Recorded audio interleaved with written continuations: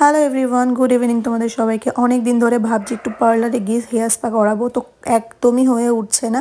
তো আজকে দিদি বললো চল দুজনে মিলে একটু স্পা করে আসি, আর যেই কথা সেই কাজ। আর এদিকে চলে এসে কিন্তু আমি ফার্স্ট বসে পড়েছি, আর ওইদিকে বাবু করছিল হেয়ার কাটিং। আর আমার না জাস্ট অসাম লাগে এই দাদার হাতের স্পাটা আর কি। এই দাদা আগে হাবিবে ছিল 1 নম্বর এয়ারপোর্ট, তোমরা সবাই জানবে হয়তো। আর দাদা এখন নিজের একটা পার্লার খুলেছে, সেটা হলো বিউটি হিলস, একদম এয়ারপোর্টের মুখেই। যাই হোক, আমার না দারুণ লাগে এই দাদার হাতের স্পাটা। আমি এখানে এলে তো একদমই অল টাইম বলতে থাকি।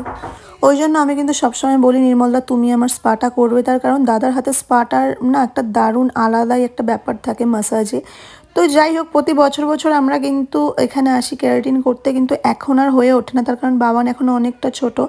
আর এই 8-9 ঘন্টা টাইম লাগে ক্যারাটিন করার জন্য, যার কারণে আমরা এখন আর রিস্ক নিই না। 1 বছর করে অনেকক্ষণ পার্লারে থাকার কারণে বাবানের প্রচণ্ড পরিমাণে ঠান্ডা লেগেছিল, তো এখন না প্রচণ্ড পরিমাণে ভয় লাগে। এখন দিদি আর আমি বলি যে ঠিক আছে চলো বাবান বড় হয়ে যাক, তারপরে আমরা আবার স্পাটা হাবিজাবি যেটাই করাই হোয়াট এভার সেটা পরে করাবো।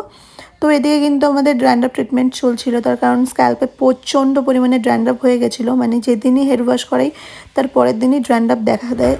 আর এদিকে দেখো আমাদের হয়ে গেছে পুরো স্পাটা। হেয়ারটা দেখতেই পাচ্ছ অনেকটা বড় হয়ে গেছে।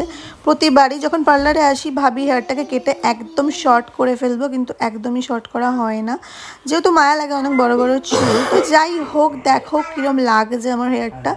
দূর থেকে হয়তো অনেকটাই ভালো লাগছে, বাট পুরো পাতলা হয়ে গেছে, হেয়ারের মধ্যে কিছুই নেই। তো চলো আজকের মতন টাটা বাই বাই, দেখা হচ্ছে অন্য কোনো ভিডিওতে। Tata bye bye.